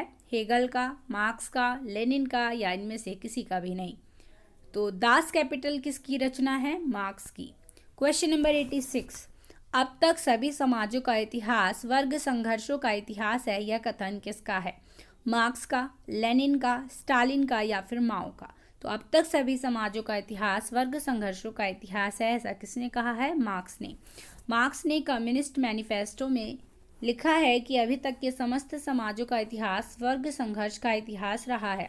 मार्क्स ने इसमें कुल 5 अवस्थाओं की बात की है, जिसमें प्रारंभिक आदिम साम्यवादी अवस्था तथा अंतिम साम्यवादी अवस्था को छोड़कर अन्य 3 अवस्थाओं में वर्ग विद्यमान रहेंगे तथा उनके बीच संघर्ष चलता रहा। दास व्यवस्था में स्वामी तथा दास के मध्य, सामंती व्यवस्था में सामंत तथा कृषक के मध्य तथा पूंजीवादी व्यवस्था में बुर्जुआ एवं सर्वहारा के मध्य संघर्ष विद्यमान रहा। इस प्रकार मानव इतिहास कुछ नहीं अपितु वर्ग संघर्ष की कहानी मात्र है। वर्ग व्यक्तियों के उस समूह को कहते हैं जो उत्पादन की किसी विशेष प्रक्रिया से संबंधित हो और जिनके साधारण हित एक हो। बुर्जुआ वर्ग, पूंजीवाद के अंतर्गत वह वर्ग जो सामाजिक उत्पादन के प्रमुख साधनों जैसे भूमि, कल कारखानों, कच्चे माल के स्रोतों इत्यादि पर अपना स्वामित्व और नियंत्रण स्थापित कर लेता है, अतः यह पूंजीपति वर्ग का पर्याय है। बुर्जुआ वर्ग यानी पूंजीपति वर्ग। सर्वहारा वर्ग, पूंजीवाद के अंतर्गत औद्योगिक कामगारों का वह विशाल वर्ग जो जनसाधारण की श्रेणी में आता है, अतः यह कामगार वर्ग का पर्याय है। सर्वहारा वर्ग यानी वर्किंग क्लास, इसके पास कोई निजी संपत्ति नहीं होती, यह केवल अपनी श्रम शक्ति के बल पर ही जीवन निर्वाह करने के लिए विवश होता है। क्वेश्चन नंबर 87, यह सिद्धांत किसने प्रस्तुत किया कि नव उपनिवेशवाद साम्राज्यवाद की अंतिम अवस्था है? नरकुम्मा ने, लेनिन ने, J.A. हॉब्सन ने, एरिक फ्रॉम ने? तो राइट आंसर है ऑप्शन नंबर ए, नरकुम्मा ने। नव उपनिवेशवाद साम्राज्यवाद की अंतिम अवस्था है। यह कथन नक्रुम्मा का है। क्वामे नक्रुम्मा घाना के प्रथम प्रधानमंत्री और राष्ट्रपति थे। घाना ने इन्हीं के नेतृत्व में 1957 में ब्रिटेन से आज़ादी प्राप्त की थी। नक्रुम्मा रूस के क्रांतिकारी लेनिन के अनुयायी थे। इन्हें अफ्रीका का लेनिन भी कहा जाता है। क्वामे नक्रुम्मा को अफ्रीका का लेनिन भी कहा जाता है। लेनिन की भांति इन्होंने भी अपनी पुस्तक का नाम नव उपनिवेशवाद साम्राज्यवाद की अंतिम अवस्था रखा। लेनिन ने उपनिवेशवाद को साम्राज्यवाद का उच्चतम चरण कहा था और क्वामे नक्रुम्मा ने नव उपनिवेशवाद को साम्राज्यवाद की अंतिम अवस्था कहा। क्वेश्चन नंबर 88, लाखों लोग मार्क्स को देवता के रूप में पूजते हैं और अन्य लाखों लोग उसे एक दुष्ट के रूप में घृणा करते हैं। यह कथन किसका है? मैक्सी का, सेबाइन का, कार्ल पोपर का, ऑक्सफोर्ड का? लाखों लोग मार्क्स को देवता के रूप में पूजते हैं और अन्य लाखों लोग एक दुष्ट के रूप में उनसे घृणा करते हैं। यह कथन है मैक्सी का। मार्क्स वैज्ञानिक समाजवाद का जन्मदाता है। यद्यपि मार्क्स से पहले अनेक ब्रिटिश तथा फ्रेंच विचारक थे जिनके द्वारा समाजवादी विचार व्यक्त किए गए। इनमें फ्रांस के Noel Babeuf, Saint Simon, Charles Fourier और इंग्लैंड में John de Sismondi, William Thomson तथा रॉबर्ट ओवन प्रमुख थे। लेकिन मार्क्स ने सामाजिक परिवर्तन करने वाली शक्तियों की व्याख्या कर उसे वैज्ञानिकता प्रदान की। मार्क्स के विचार इतने प्रभावी हुए कि विश्व 2 शिविरों में बंट गया। मार्क्स का मूल्यांकन करते हुए मैक्सी ने लिखा कि निष्पक्ष रूप से उस व्यक्ति के बारे में कुछ भी कहना बहुत कठिन हो जाता है जिसे लाखों लोग ईश्वर की भांति पूजते हैं और लाखों लोग पिशाच मानकर घृणा करते हैं। तो ये कथन कहे हैं मैक्सी ने, याद रखने हैं आपको। क्वेश्चन नंबर 89, मार्क्सवादी समाजवाद के अनुसार समाजवादी राज्य में राज्य पूरी तरह अनावश्यक है, आवश्यक है, किसी भी वर्ग की विचारधारा का प्रतिनिधि नहीं करता, समाप्त कर दिया जाता है। तो राइट आंसर है ऑप्शन नंबर बी, आवश्यक है। मार्क्सवादी समाजवाद के अनुसार समाजवादी राज्य अर्थात सर्वहारा वर्ग के अधिनायक तत्व में राज्य बना रहेगा, लेकिन राज्य की शक्ति का प्रयोग सर्वहारा वर्ग के द्वारा पूंजीवाद के अवशेषों को समाप्त करने के लिए किया जाएगा। मार्क्स के अनुसार समाजवादी राज्य एक साधन है, इसका अभिष्ट साध्य साम्यवादी समाज है। समाजवादी व्यवस्था में बचे हुए पूंजीपतियों को नष्ट करने के लिए मार्क्सवाद बुर्जुआ वर्ग के ही शस्त्र राज्य से इस वर्ग को खत्म करने की बात करता है। क्वेश्चन नंबर 90, मार्क्सवाद स्थापित करना चाहता है न्याय संगत समाज को, उत्पादन एवं वितरण पर आधारित समाज को, शोषण विहीन वर्ग विहीन समाज को, या फिर उक्त सभी। तो राइट आंसर है ऑप्शन नंबर डी, उक्त सभी। मार्क्सवाद एक न्याय संगत समाज, उत्पादन व वितरण पर आधारित समाज, शोषण विहीन वर्ग विहीन राज्य विहीन समाज की स्थापना की बात करता है, और यह सब कहाँ संभव है? साम्यवाद में। क्वेश्चन नंबर 91, सर्वप्रथम किस मार्क्सवादी ने राष्ट्रवाद के अभिमत को स्वीकार किया था? Fidel Castro, Stalin, Gramsci, Trotsky. तो किस मार्क्सवादी ने राष्ट्रवाद के अभिमत को स्वीकार किया? राइट आंसर है स्टालिन। जोसेफ स्टालिन ने मार्क्सवाद के अंतर्गत राष्ट्रवाद का विचार प्रस्तुत किया। इसके पहले मार्क्स, एंजेल्स और लेनिन का विचार अंतर्राष्ट्रीयतावाद में विश्वास रखता था, लेकिन स्टालिन ऐसे प्रथम मार्क्सवादी विचारक व राजनेता थे जिसने एक देश में समाजवाद का सिद्धांत प्रस्तुत किया, जिसके द्वारा क्रांति के अंतर्राष्ट्रीयवाद की चाहत कम होती गई। क्वेश्चन नंबर 92 पर चलने से पहले कुछ अन्य महत्वपूर्ण तथ्यों को देख लेते हैं। स्टालिन द्वारा लिखी गई मुख्य पुस्तकें क्या हैं? अराजकतावाद या समाजवाद, मार्क्सवाद एवं राष्ट्रीय प्रश्न, लेनिनवाद की समस्याएं आदि हैं। एंटोनियो ग्राम्सी इटली की कम्युनिस्ट पार्टी के संस्थापक, मार्क्सवाद के सिद्धांतकार एवं प्रचारक थे। ग्राम्सी ने जेल में रहते हुए प्रिजन नोटबुक्स की रचना की थी। ग्राम्सी ने प्रभुत्व का सिद्धांत यानी थियोरी ऑफ डोमिनेंस एवं नागरिक समाज की अवधारणा यानी कंसेप्ट ऑफ सिविल सोसाइटी प्रस्तुत की। इसके माध्यम से उन्होंने आधार, अधिरचना, सर्वहारा वर्ग और बुद्धिजीवी समुदाय के पारस्परिक संबंधों की पड़ताल की। फिदेल कास्त्रो क्यूबा की क्रांति के जनक रहे तथा वर्ष 1959 से 1976 तक क्यूबा के प्रधानमंत्री तथा वर्ष 1976 से 2008 तक क्यूबा के राष्ट्रपति रहे। क्वेश्चन नंबर 92, माओ ने चीन में मार्क्सवाद की स्थापना करने के लिए किस विचारक के विचारों को उखाड़ फेंका? लेनिन के, कन्फ्यूशियस के, स्टालिन के, या फिर खुश्चेव के? तो right answer option number B, Confucius. Mao ने चीन में मार्क्सवाद की स्थापना करने के लिए चीन के 6वीं सदी ईसा पूर्व के समाज सुधारक कन्फ्यूशियस के चीनी समाज में व्याप्त विचारों व मान्यताओं को उखाड़ फेंका। माओ ने सांस्कृतिक क्रांति के अपने आंदोलन के दौरान वर्ष 1973 में क्रिटिसाइज लिन बियाओ, क्रिटिसाइज कन्फ्यूशियस नामक आंदोलन चलाया, जो वर्ष 1976 तक चला। इस आंदोलन में माओ ने चीनी इतिहास व संस्कृति की माओवादी व्याख्याएं की।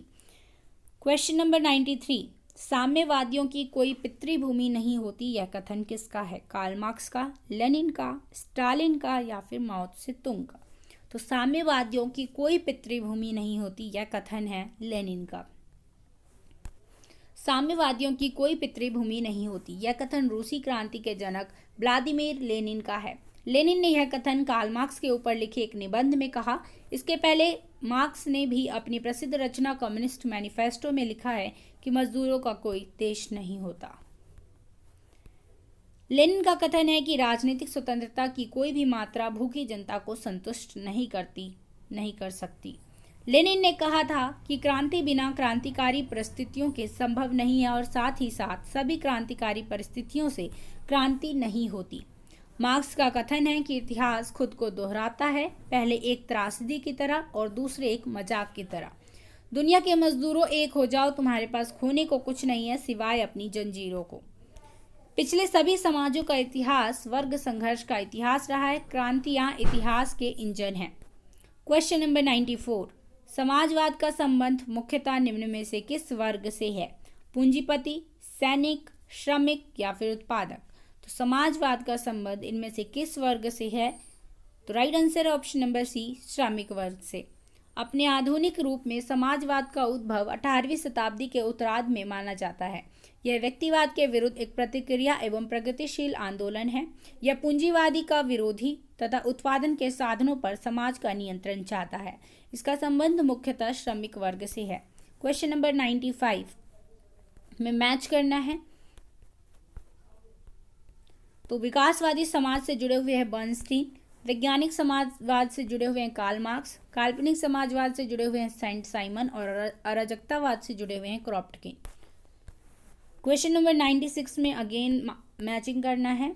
तो रॉबर्ट ओवन क्या है? काल्पनिक समाजवादी। हर्बर्ट मार्क्यूजे नव वामपंथी। Theodor Adorno critical theory. G D H Cole सैवियनवाद। क्वेश्चन नंबर 97 समाजवाद की संकल्पना किसके द्वारा क्रमबद्धता से विकसित की गई थी? Adam Smith, Robert Owen, Saint Simon, Karl Marx. Right answer है option number D, Karl Marx. समाजवाद की व्यवस्थित एवं क्रमबद्ध रूप देने का श्रेय कार्ल मार्क्स को दिया जाता है, इसलिए उनके समाजवाद को वैज्ञानिक समाजवाद कहा जाता है। लास्की के अनुसार मार्क्स ने समाजवाद को अव्यवस्थित रूप में पाया और इसे एक निश्चित आंदोलन बना दिया। क्वेश्चन नंबर 98 ऐसी शासन व्यवस्था जिसमें संपत्ति व उत्पादन के साधन पर शासन का नियंत्रण होगा, व्यक्तिगत संपत्ति समाप्त होगी व समाज शोषण मुक्त होगा। फांसीवाद, अराजकतावाद, आदर्शवाद या फिर समाजवाद। तो राइट आंसर है इसके लिए ऑप्शन नंबर डी, समाजवाद। समाजवाद व्यक्तिवाद और उदारवाद के विरुद्ध एक प्रक्रिया है। यह पूंजीवादी विरोधी तथा उत्पादन एवं वितरण के साधनों पर समाज का नियंत्रण चाहता है और व्यक्तियों के मध्य आर्थिक समानता का प्रबल पक्षधर है। परंतु मार्क्सवाद के अंतर्गत समाजवाद का एक विशेष अर्थ है। जब सर्वहारा वर्ग क्रांति करके पूंजीवाद को धराशायी कर देता है और उत्पादन के प्रमुख साधनों पर सर्वहारा का स्वामित्व और नियंत्रण स्थापित कर देता है, तब समाजवाद अस्तित्व में आता है। इस अवस्था में राजनीतिक शक्ति के बल पर पूंजीवाद के अवशेष तत्वों को नष्ट किया जाता है, जिससे वर्ग विहीन तथा राज्य विहीन समाज के निर्माण का मार्ग प्रशस्त हो। क्वेश्चन नंबर 99 श्रेणी समाजवाद समर्थन करता है एक व्यक्ति दो मत, एक व्यक्ति एक मत, एक व्यक्ति जितने हित उतने मत, उपयुक्त में से कोई नहीं। तो श्रेणी समाजवाद किसका समर्थन करता है? एक व्यक्ति जितने हित उतने मत। श्रेणी समाजवाद का विकास ब्रिटेन में हुआ।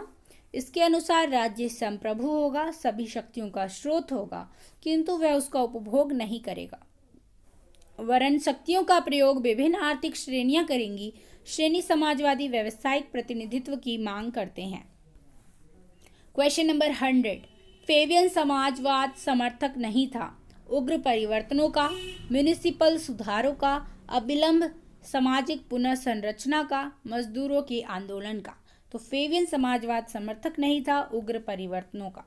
फेबियन समाजवाद उग्र परिवर्तनों का समर्थक नहीं था। फेबियनवाद का उदय कहाँ हुआ था? इंग्लैंड में। फेबियनवादियों ने पूंजीपतियों की जगह जमींदारों को अपने प्रहार का लक्ष्य बनाया, क्योंकि उन्होंने पूंजी की जगह भूमि को सारे विवाद की जड़ माना। तो फेबियनवादियों ने किसे जड़ माना? भूमि को। उनकी प्रेरणा का स्रोत मार्क्स नहीं अपितु जे.एस. मिल है।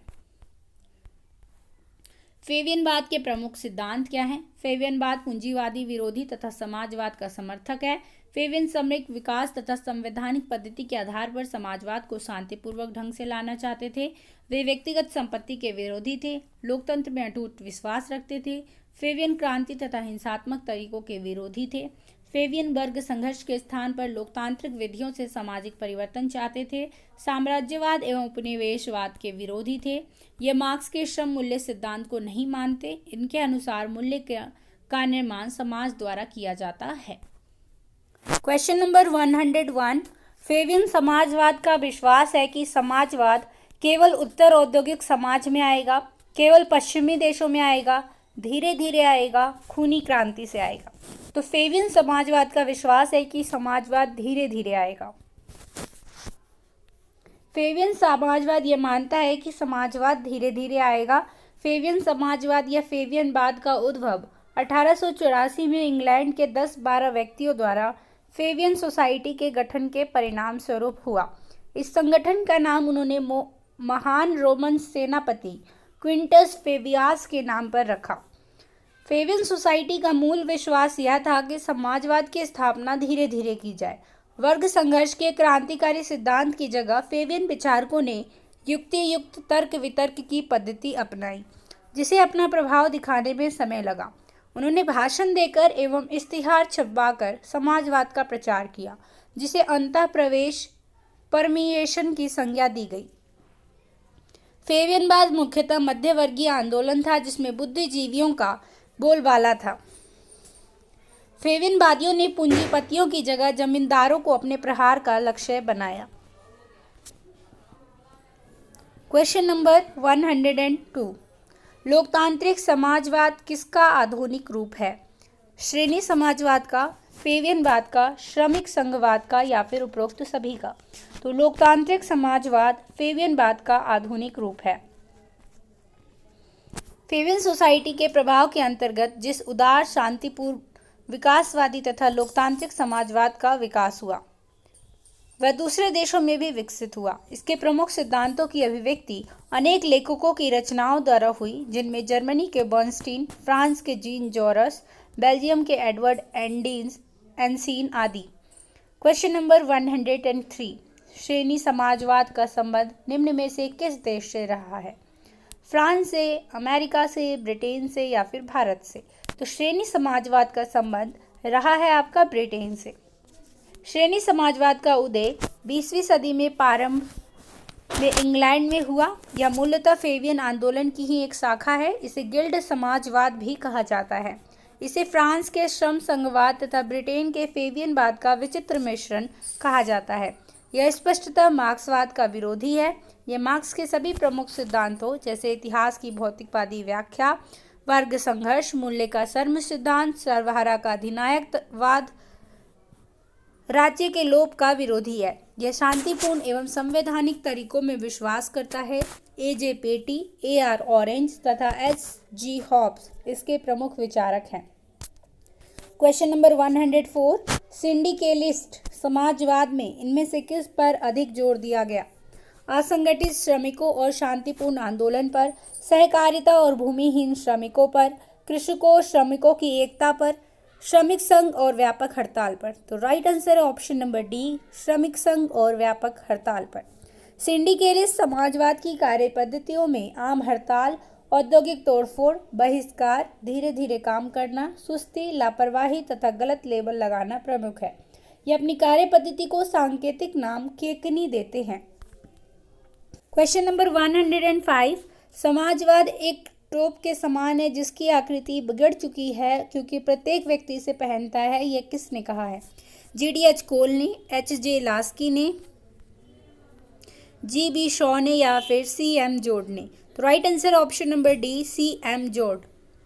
समाजवाद एक टोप के समान है जिसकी आकृति बिगड़ चुकी है क्योंकि प्रत्येक व्यक्ति इसे पहनता है। यह कथन सी.एम. जोड का है। समाजवाद आज के युग की सर्वाधिक लोकप्रिय विचारधारा है और इसकी लोकप्रियता ने ही इसे बहुत हद तक अनिश्चितता का रूप प्रदान कर दिया है। इसी संदर्भ में जोड ने उपरोक्त तथ्य कहा है, समाजवाद मनुष्य की समानता तथा न्यायपूर्ण सामाजिक व्यवस्था के अर्थ में एक प्रगतिशील दर्शन तथा कार्यक्रम है। समाजवाद से संबंधित कुछ परिभाषाएं देख लेते हैं। रैमजे मेयर ने कहा है, समाजवाद परिस्थितियों के अनुसार रंग बदलने वाला गिरगिट का सा धर्म है। रैमजे मैकडोनाल्ड ने क्या कहा है? समाजवाद समाज की भौतिक तथा आर्थिक शक्तियों की एक ऐसी व्यवस्था चाहता है जिस पर मानवीय शक्ति का नियंत्रण हो। क्वेश्चन नंबर 106, समाजवाद उस टोप की तरह है जिसे इतने व्यक्तियों ने पहना है कि उसका स्वरूप ही नष्ट हो गया है। यह कथन किसका है? तो ये कथन है जोड का। क्वेश्चन नंबर 107, समाजवाद को मैं अपने मस्तिष्क और हृदय में रखता हूँ। यह कथन निम्न में से किसने कहा है? जयप्रकाश नारायण ने, पंडित जवाहरलाल नेहरू ने, राम मनोहर लोहिया ने या फिर महात्मा गांधी ने? तो राइट आंसर है पंडित जवाहरलाल नेहरू। समाजवाद को मैं अपने मस्तिष्क और हृदय में रखता हूँ, ये जवाहरलाल नेहरू जी ने कहा है। यह कथन पंडित जवाहरलाल नेहरू ने कहा है 1936 में भारतीय राष्ट्रीय कांग्रेस का अध्यक्ष चुने जाने के बाद उनके द्वारा दिए गए एक भाषण में इस प्रकार की उद्घोषणा की गई थी। क्वेश्चन नंबर 108, समाजवाद से अभिप्राय आय की समानता के अतिरिक्त कुछ भी नहीं है। यह कथन निम्न में से किसका है? सेलरस का, रसेल का, रॉबर्ट का, बर्नार्ड शॉ का? तो ये किसने कहा है कि समाजवाद से अभिप्राय आय की समानता के अतिरिक्त कुछ भी नहीं है? तो ये कहा है बर्नार्ड शॉ ने। समाजवाद से अभिप्राय आय की समानता के अतिरिक्त कुछ भी नहीं है। यह कथन जॉर्ज बर्नार्ड शॉ का है। जॉर्ज बर्नार्ड शॉ ब्रिटेन के फेबियन सोसाइटी के प्रमुख विचारक थे। ये समाजवादी फेबियन विचारक के साथ साथ मशहूर लेखक भी हैं। मैन एंड सुपरमैन तथा पिग्मेलियन इनकी प्रमुख रचनाएं हैं। इन्हें 1925 में साहित्य के क्षेत्र में नोबेल पुरस्कार भी प्रदान किया गया था। क्वेश्चन नंबर 109, 1835 के अपने भाषण में किसने समाजवाद शब्द का बार बार प्रयोग किया? रॉबर्ट ओवन ने, फुरियर ने, बर्नार्ड शॉ ने या फिर मार्क्स ने? तो 1835 के अपने भाषण में किसने समाजवाद शब्द का बार बार प्रयोग किया? तो right answer option number A, Robert oven. वर्तमान में समाजवाद सबसे लोकप्रिय शब्द है। प्रारंभ में इस शब्द का प्रयोग व्यक्तिवादी और उदारवादी विचारों के विरुद्ध भाव को प्रदर्शित करने के लिए किया गया।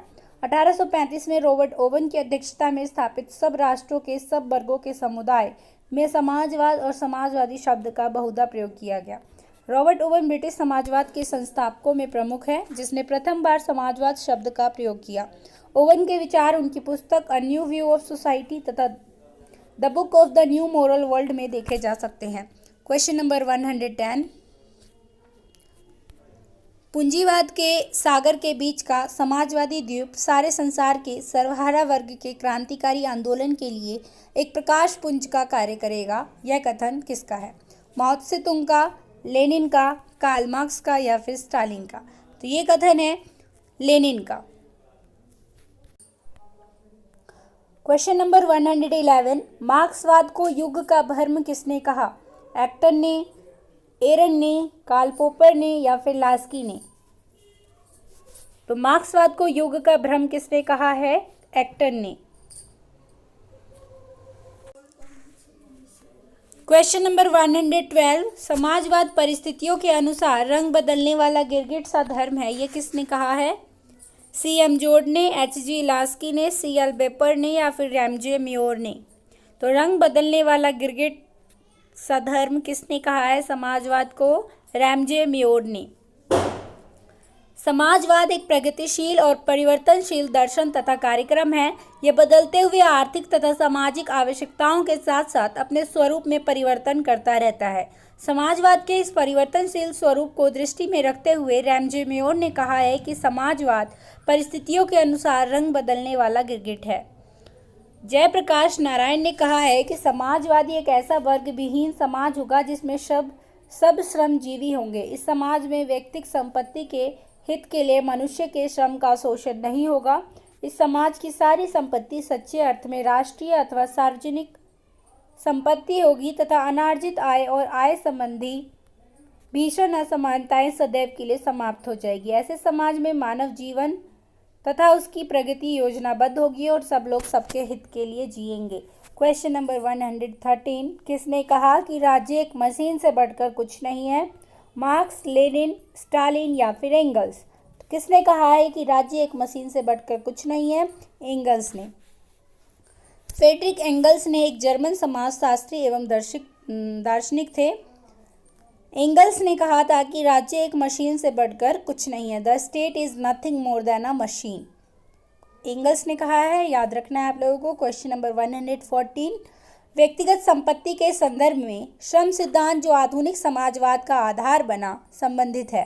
हॉब्स से, लॉक से, ए और बी दोनों से या इनमें से किसी से नहीं? तो व्यक्तिगत संपत्ति के संदर्भ में श्रम सिद्धांत जो आधुनिक समाजवाद का आधार बना वो संबंधित है ए और बी दोनों से, यानी हॉब्स एंड लॉक दोनों से। क्वेश्चन नंबर 115 पर जाने से पहले इसकी व्याख्या देख लेते हैं। लॉक ने टू ट्रीटाइजेज ऑन गवर्नमेंट में व्यक्तिगत संपत्ति को श्रम सिद्धांत के आधार पर स्वीकार किया। प्राकृतिक अवस्था में संपत्ति पर निजी अधिकार नहीं था, किंतु जो व्यक्ति किसी वस्तु के उत्पादन में अपना श्रम लगा देता था वह वस्तु उसकी संपत्ति बन जाती थी। इसी आधार पर भूमि के स्वामित्व का खंडन कर सामंतवाद की आलोचना की, जो कि समाजवाद का आधार बना। क्वेश्चन नंबर 115, निम्नलिखित में से कौन नव वामपंथी विचारक हैं?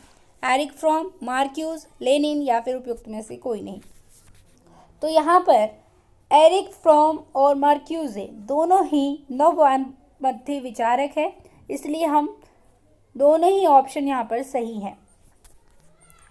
क्वेश्चन नंबर 116, नेहरू समर्थक थे पूंजीवाद के, साम्यवाद के, गणतांत्रिक समाजवाद के, अराजकतावाद के। तो नेहरू समर्थक थे गणतांत्रिक समाजवाद के।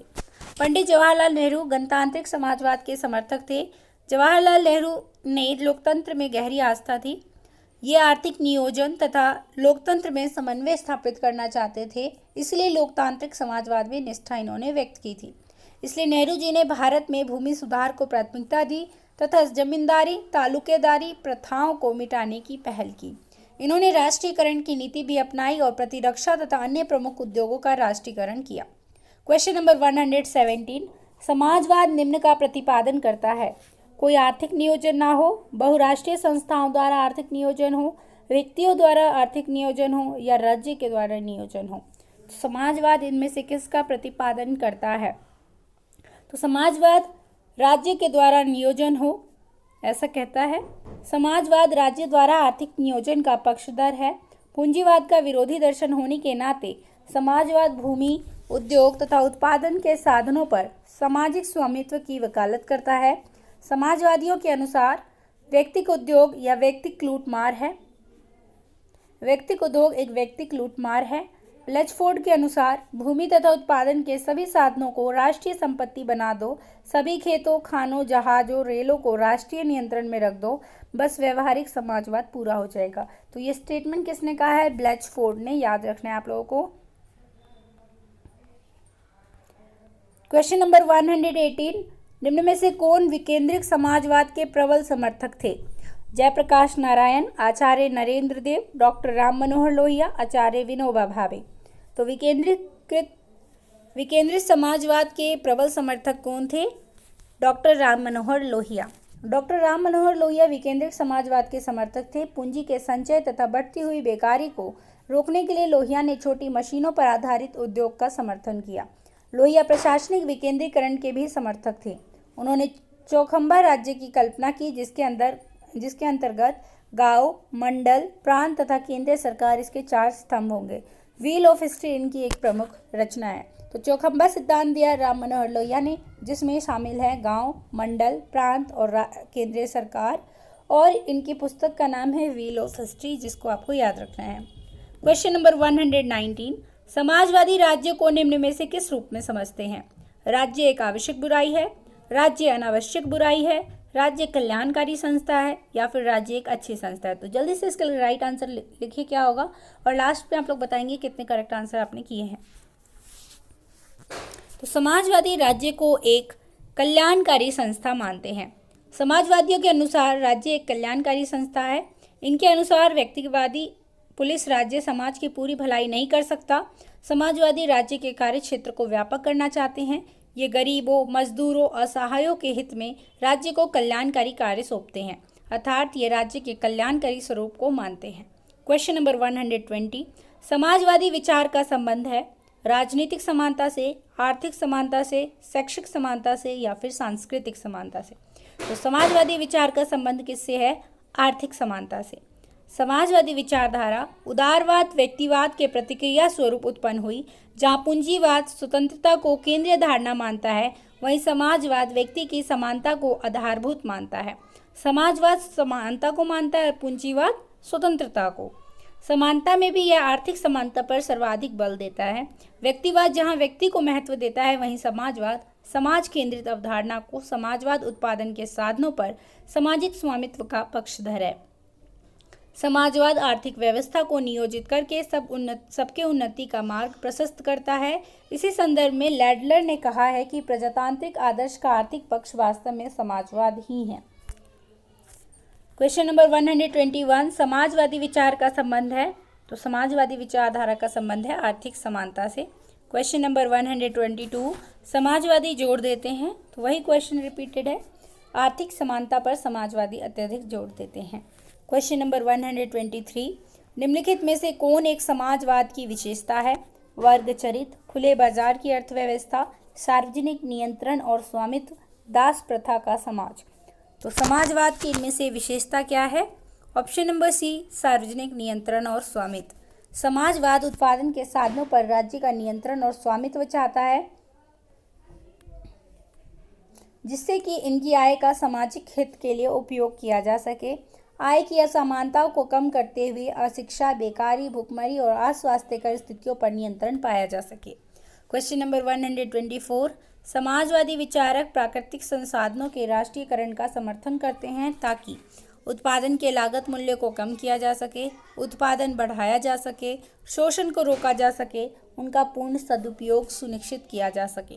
तो समाजवादी विचारक प्राकृतिक संसाधनों के राष्ट्रीयकरण का समर्थन करते हैं ताकि उनका पूर्ण सदुपयोग सुनिश्चित किया जा सके। Option number D is the right answer.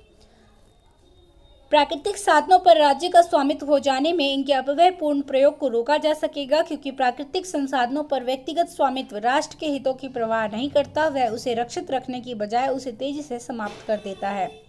Question number 125, विश्व में प्रथम समाजवादी राज्य की स्थापना कहाँ हुई थी? चीन में, सोवियत संघ में, क्यूबा में या फिर चेकोस्लोवाकिया में? तो प्रथम समाजवादी राज्य की स्थापना हुई थी आपकी सोवियत संघ में। विश्व में प्रथम समाजवादी राज्य की स्थापना सोवियत संघ में सन 1917 में हुई थी। लेनिन सोवियत संघ की बोल्शेविक क्रांति के कर्णधार थे। यह प्रथम विश्व युद्ध का समय था जब लेनिन ने अपनी विख्यात कृति साम्राज्यवाद पूंजीवाद की उच्चतम अवस्था 1916 लिखी। इसमें लेनिन ने तर्क दिया कि पूंजीवाद राष्ट्रीय स्तर पर सर्वहारा का शोषण तो करता ही है, पर यह साम्राज्यवाद का जाल बिछाकर अल्प विकसित देशों का शोषण भी करता है। इसी नारे के साथ लेनिन ने रूस में क्रांति कर समाजवादी राज्य की स्थापना की। क्वेश्चन नंबर 126, थॉमस मूर, फुरियर और रॉबर्ट ओवन को किस विचारधारा से जोड़ा जाता है? हिंसक समाजवाद से, स्वप्निल समाजवाद से, राज्यहीन समाजवाद से या फिर फेबियन समाजवाद से? तो थॉमस मूर, चार्ल्स फुरियर और रॉबर्ट ओवन को स्वप्निल समाजवाद से जोड़ा जाता है। क्वेश्चन नंबर 127, निम्न में से किस लेखक ने साम्यवादी राज्य में नए वर्ग के अस्तित्व में आने की चर्चा की थी? आर्थर मिलर ने, मिलोवान जिलास ने, हार्वर्ड फ्रैंक ने या फिर लुई ईस्टर ने? तो किसने साम्यवादी राज्य में नए वर्ग के अस्तित्व में आने की चर्चा की? मिलोवान जिलास ने। मिलोवान जिलास एक समाजवादी नेता थे। उन्होंने अपनी पुस्तक न्यू क्लास में साम्यवादी राज्य में नए वर्ग के अस्तित्व में आने की चर्चा की। न्यू क्लास इनकी पुस्तक है, याद रखनी है आप लोग को, मिलोवान जिलास की। इनका मानना है कि सोवियत संघ में समाजवादी क्रांति के बाद भी वहाँ मिश्रित समाजवाद है। वहाँ कारखाने का मालिक, व्यवस्थापक तथा साम्यवादी दल का सचिव अपने आप में एक नया वर्ग है जो जनता का शोषण कर रहे हैं। इनका मानना है कि समाजवाद के सभी रूपों में मिश्रित अर्थव्यवस्था बनी रहती है, फिर भी हमारा उद्देश्य वर्गहीन समाज की स्थापना का होना चाहिए और किसी भी नए वर्ग को पनपने नहीं देना चाहिए। क्वेश्चन नंबर 128, निम्नलिखित कथनों पर विचार कीजिए। ग्रामसी शासक वर्ग की आध्यात्मिक और सांस्कृतिक सर्वोच्चता पर अत्यधिक बल देते हैं। ग्रामसी के अनुसार वर्ग व्यवस्था केवल असमान आर्थिक और राजनीतिक शक्ति पर आधारित है।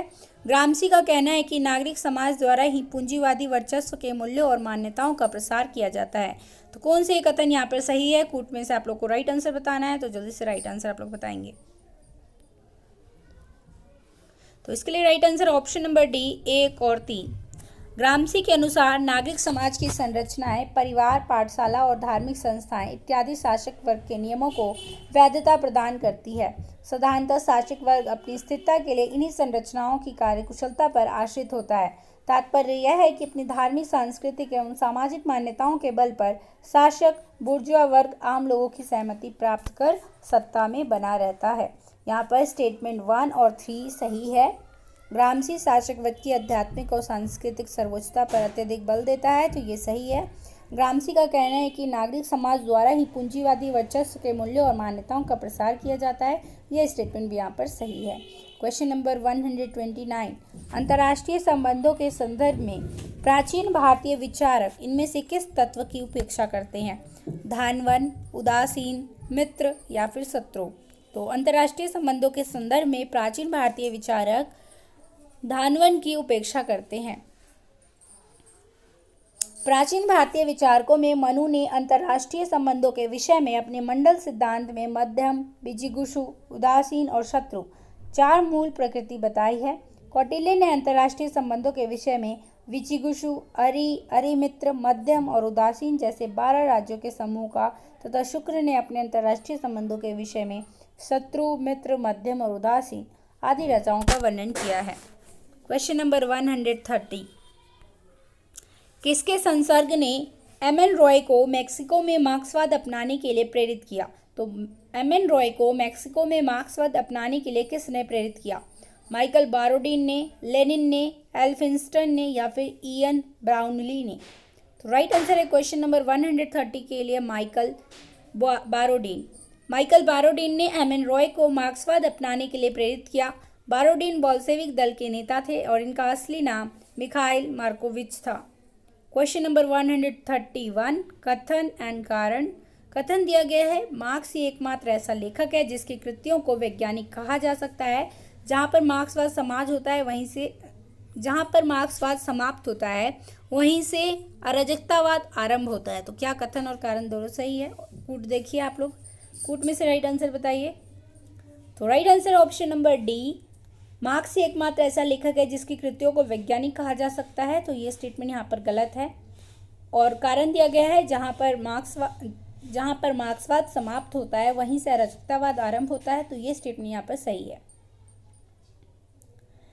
कथन में मार्क्स के लेखक होने के संदर्भ में समाजवादी परंपरा के लेखकों में से पूछा जा रहा है या सभी लेखकों में से? यह स्पष्ट नहीं है। मार्क्स के अतिरिक्त भी अरस्तु, हॉब्स, स्पेंसर, मैकियावेली इत्यादि की रचनाओं को भी हम वैज्ञानिक की श्रेणी में रखते हैं क्योंकि इनकी रचनाएं तथ्यों के पर्यवेक्षण पर आधारित है। और जो कारण दिया गया है वो सत्य है क्योंकि मार्क्स ने सर्वहारा के अधिनायक तत्व से अपने सिद्धांत को समाप्त कर देता है और उसके पश्चात की व्यवस्था का स्पष्ट चित्रण न करके अराजकता को आमंत्रित करता है। तो आज हमने क्वेश्चन 131 तक किए। वैज्ञानिक समाजवाद से जुड़े हुए हमने कुल 131 प्रश्नों को आज हमने इस वीडियो सेशन में किया। नेक्स्ट वीडियो में हम लोग राजनीतिक दर्शन से जुड़े हुए प्रश्नों को करेंगे। आई होप आपको ये सेशंस पसंद आ रहे होंगे और आपके लिए हेल्पफुल होंगे। ज़रूर वीडियो को लास्ट तक देखा करिए क्योंकि ये सभी क्वेश्चन किसी न किसी एग्जाम्स में आ चुके हैं। तो मिलते हैं नेक्स्ट वीडियो में, तब तक के लिए धन्यवाद। Thanks for watching.